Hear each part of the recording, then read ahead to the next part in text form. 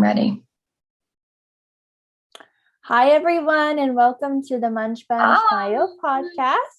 It's Kimi Nishimoto, and we have Megan Van Noy. Hello. Sweet, sweet mama. So today, Megan is going to tell her story. Actually, it's Izzy's story, but Izzy can't talk right now. So we're going to talk about Izzy's tongue tie surgery and her experience. She actually is getting very, very chatty. Oh. So, Megan, go ahead. I'm going to let you lead this one because this is your deal. Yeah. Okay, perfect. So I don't know how many of you at this point know, we've talked about it kind of on and off, but I had a little baby girl, February 7th of this year, Super Bowl Sunday. Isabel Kentley is her name. She's very cute. Everybody else says so too. I'll show you guys a picture. As you guys know, Kippy and I are myofunctional therapy freaks, and we know all about tongue ties. We talk all about tongue ties. We talk about our tongue ties, and there is a huge hereditary component to tongue ties, lip ties, all the ties, and so I had a feeling from the get-go that little Miss Izzy was going to be tied. She had a lot of hiccups while she was, when I was, still pregnant, while she was in the womb, lots and lots of hiccups. Kimmy, do you remember why hiccups are such a big, red flag? I just remember them being a red flag.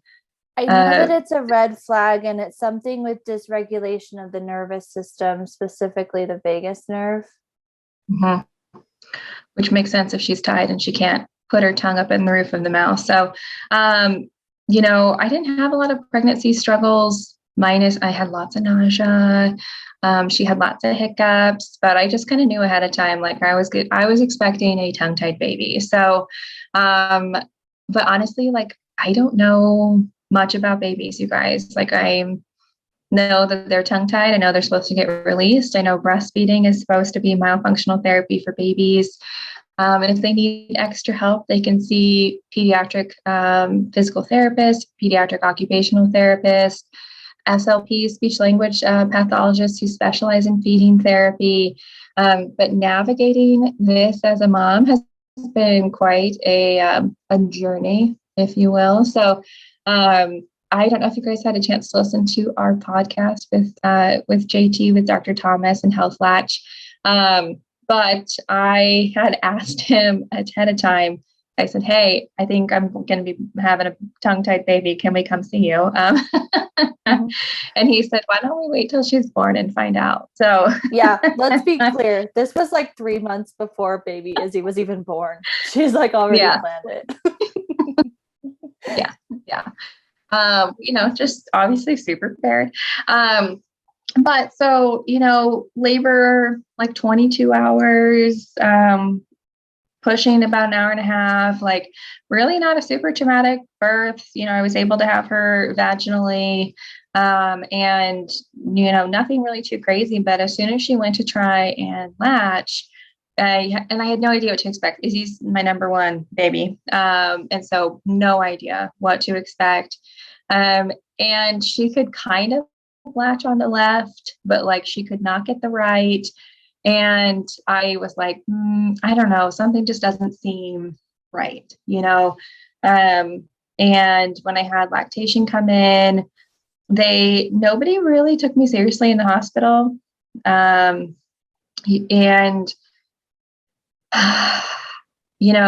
it was one of those things where it's well, she can stick her tongue out. And I'm like, well, great. So could I, but that doesn't mean I wasn't tongue tied. And then I was like, well, it's really painful as she's trying to latch and as she's trying to connect. It's oh, well, she's just learning. And it was the lactation person leaves the room, under her breath, to the pediatrician. She's she's concerned about a tongue tie. And I was just yeah, I am concerned. There's a little bit of shade. Yeah, I definitely had some shade thrown my way. And, honestly, I get that babies are just learning, but it hurt. It was this chompy latch. She couldn't really do it.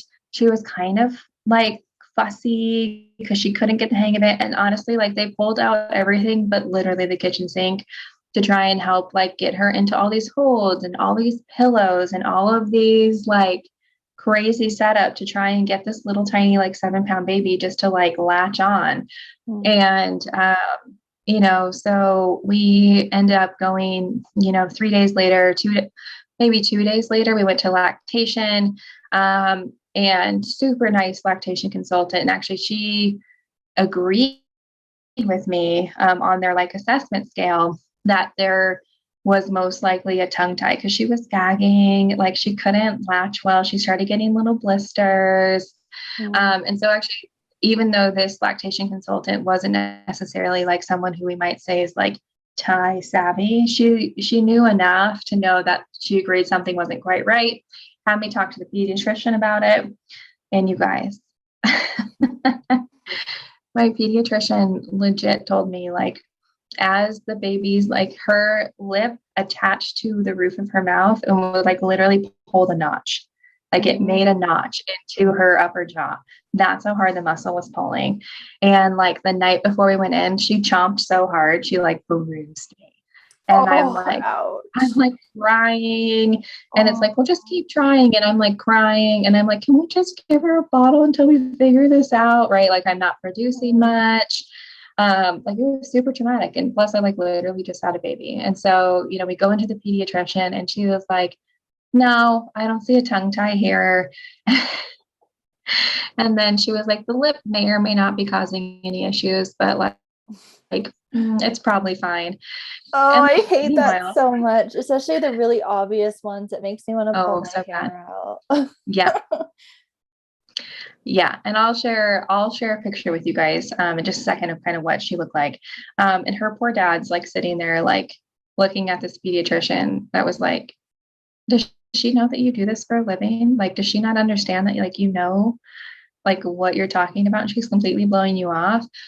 And like in that moment, like luckily knowing what I know, having the education that I have, experiencing, hearing mom's stories over and over again, and honestly kind of just being like an assertive personality. No, you're not assertive at all. Some people call it bossy. I call it assertive. I was like, okay, that's fine. Like, that's your opinion, but I already know what's right for my baby. I'm not going to let you think I'm crazy. Like, you're not the one who's having this baby trying to figure this out. You're not the one in pain. You're not the one listening to your baby gag, watching her get blisters. And so I texted JT, like, bless his heart. And he was like, come on up. Then we had a snowstorm. So we're going to go up at day 5, but it snowed like crazy. And we are not Oregon and Washington are not states in which when it snows like crazy, you don't leave. Like we are not prepared. I think like the city of Portland has 3 snowplows. So we end up going up at day 9 and we show up. Were your breasts like wrecked by then, Megan? Honestly, A, yes. And B, we ended up supplementing a lot because she just wasn't getting fed. And I just had to like get over it. And I was still going to lactation because I was like really grieving. Because I was even trying to pump. And I still wasn't like pumping much of anything at all. So we get up there and like JT's amazing. You guys, if you haven't listened to our podcast with him, listen to it. Just he's awesome. Can't like say enough good things about him. And he was like, I almost got in my car and drove down to your house and just like did it on your kitchen table. Like I was so worried about you, which is like, you know, it's like a 3-hour drive. And like just to have him care that much was amazing. Dr. Gormley, who we shared about, is his cranial sacral therapist and naturopath. She showed us some really cool techniques and some really cool things just to help Izzy soothe and get some great adjustments for her prior to the release. And like Izzy's always been a very sweet baby, but I swear just like her whole demeanor from before and after, like she was gone like 5 minutes and just totally, you could see she was just so much more relaxed. So, Kimmy, actually, if you want to give me permission, I will share my screen with you guys and I'll show you guys, my cute little baby. Now, what Megan's talking about right now is called Cranial Sacral Therapy. You can always go back and watch the episode with Jessica about what. Jessica was amazing. Yeah, Jessica was awesome. She like totally like changed our worlds. Okay. So this is it. I'll show you like a picture of her face at some point to you guys. But so this is Izzy's top lip. As you can see, this he even drew it on here for us. Blisters, severe 360 lip blisters. Oh, all around. She also has like cobblestone, right? You know, you guys, it's fine. It's fine. It's fine for my newborn baby to just have blisters all over her face. No worries, right? Like, oh my gosh. So class 4 labial restriction, 4 out of 4 means it's the worst. It drops down. You can see this little bone notch, right? It's showing like all of the stuff. She can barely move. So this is it afterwards, completely released, like freedom, sweet baby. And then, yeah, so she had a class 5 posterior submucosal. So like, I only thought there was up to 4 classes for babies. And like, she like went one more, like there's one more severe to where, you know, painful labs, right? She wasn't feeding, lip blisters, gas and bloating, and chompy suck. I don't know if anybody who's a mom out there has ever experienced a chompy suck, and it is literally the worst feeling in the entire world. But this poor little baby, it was so tied that she could not lift, she couldn't elevate her tongue in the back. So she's just gagging. And then she's taking in air because she's gagging. You know, and it just was, you know, learning all of that. And even just like going 9 days knowing these things made me have this like horrible mom guilt. And it was just like knowing even that moms go even longer or told they were crazy, like just literally broke my heart. So this is her little diamond shape after her frenectomy. All of a sudden she's like able to elevate her tongue and she's able to lift things up. And, you know, it's been amazing to really see the difference. Now, fast forward, I kept going to lactation. I started working with Melissa Cole at Luna Lactation. She's amazing. So if you're ever in the Portland area and you need someone, Melissa's amazing. And she helped us navigate so much. Then, you know, learning how, because Izzy could always go on the left, but she could never go on the right, navigating everything, supplementing. Unfortunately, I ended up having some kind of like postpartum issues to where my milk actually never fully came in. So like I did a hospital grade pump, we supplemented. At one point she had like a little straw going through like the nipple shield. I sent Kimmy these pictures, you guys, it was crazy, to help supplement. But unfortunately, like my milk supply, I could never produce more than like 4 to 6 ounces a day. And she needed, yeah. So, you know, I ended up kind of having to grieve that, you know, knowing like, what about my myofunctional therapy for a baby? Like, what am I supposed to do? And like, Melissa is like a saint sent from heaven and was like, there's many ways to feed a baby. And like, we'll pick out the right bottle. We'll pick out the right formula. I'll give you all of the like fun tummy time therapy tools that like you can use with her. And, you know, we were able to really kind of navigate through that. But even now, she's still, so Izzy is 4 months old.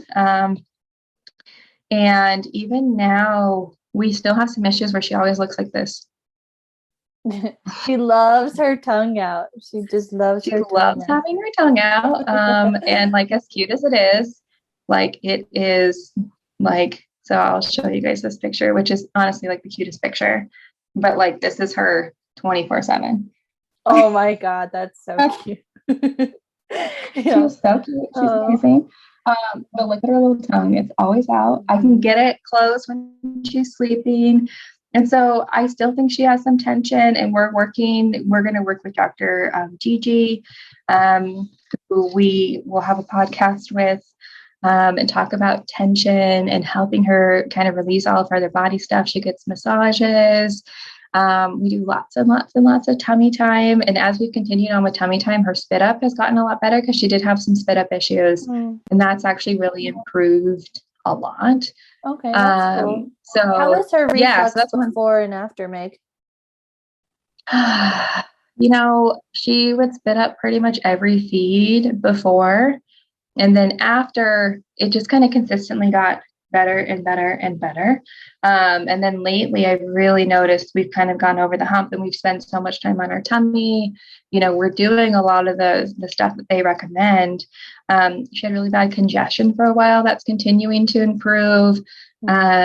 and that, like, I keep everything I talk with, like, or I ask on like Instagram to like tongue-tied babies or, talking to Dr. Gigi, like, it's like tummy time, tummy time, tummy time, and then other ways to kind of work on the tension. So, it's been really interesting. I also have Diane Farr's book.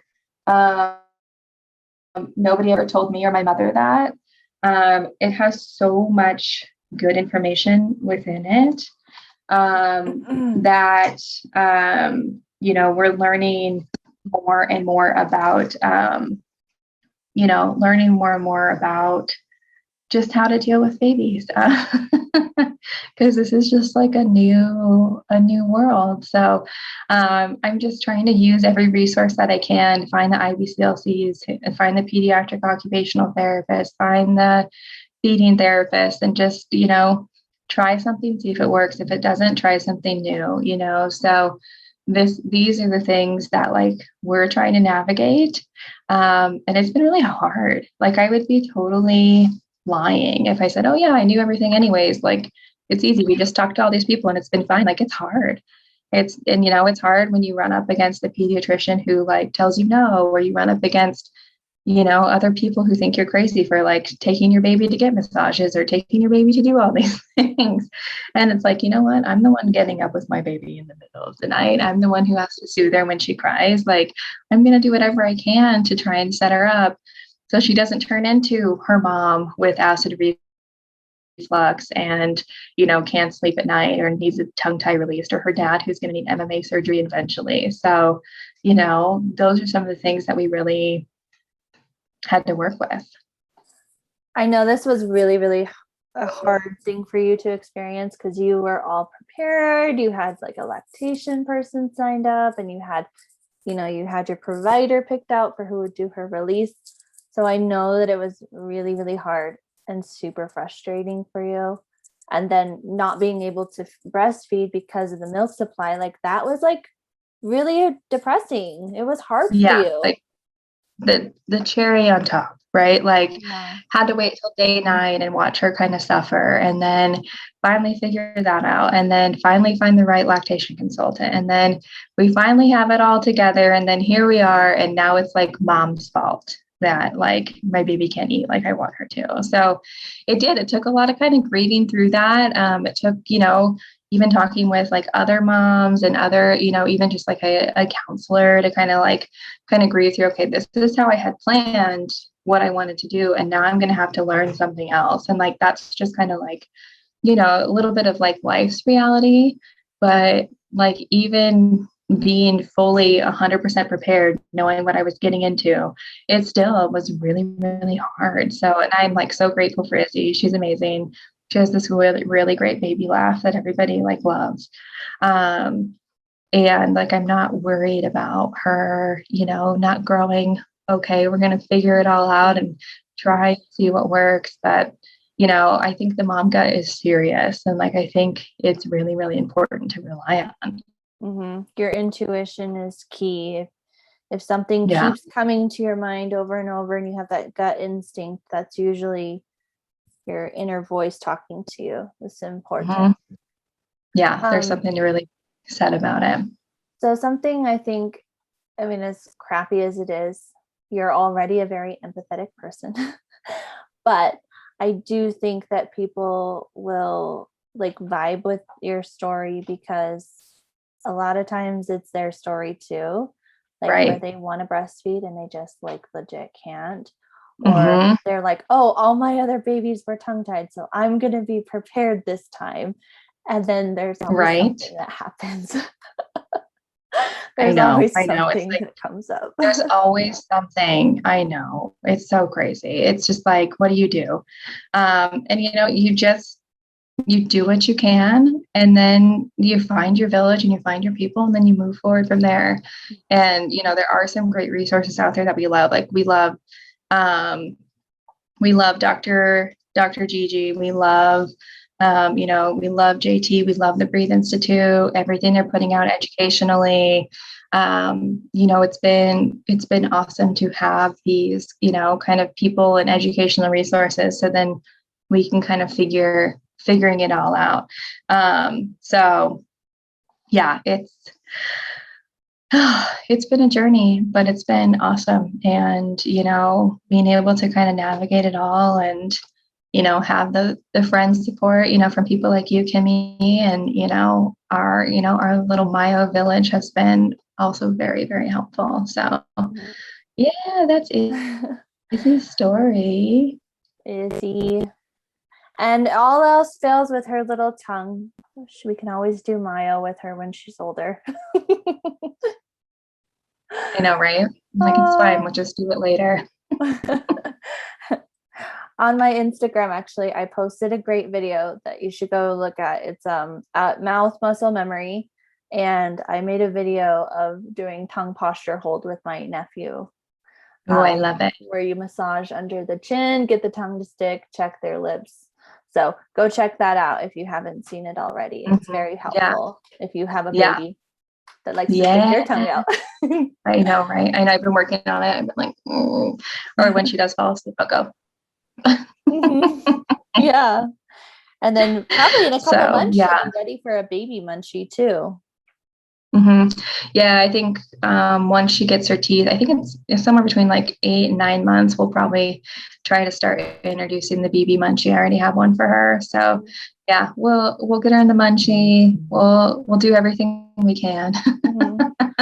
I think my nephew that was tongue tied, he started around month 5, so it just depends on how big their mouth is. Yeah, I got him so early. Cute. He's obsessed. I love it. We're gonna try it at 6 months, and we're gonna see how she does. So, if at first you don't succeed, just have them keep playing with it. Eventually, they'll have them keep chewing. On it. I'm like, as long as she's chewing, we're going the right direction. So, yeah. All right. Well, you'll have to keep us informed on how baby-led weaning and open cup drinking are gonna go, because you're gonna be coming up on that in the next few months too. Yes, we're going to try all the things. So yes, we're going to try it all and see if we can, see what we can make work. So. All right. Well, we love baby Izzy. Yay. We do. We're big fans. Okay. Well, thanks for joining us today. And we'll be posting this on YouTube if you want to see the pictures, as well as the audio will be the podcast. And you can check out Megan on Instagram at NWMFT at Northwest Myofunctional Therapy. And then Kimmy's Instagram is at Mouth Muscle Memory. And then Megan's website is www.oralfacial-myology.com. And Kimmy's is www.mouthmusclememory.com. Yeah, and you can always follow the Munch podcast on Instagram. Oh yeah, I always forget. We also have our own Instagram, you guys, as a podcast. So feel free to follow us. And now a YouTube channel, so feel free to follow that. Just follow us everywhere. Become our stalkers. It's fine. We'll give you permission. All right. We'll see you next time. Bye, guys.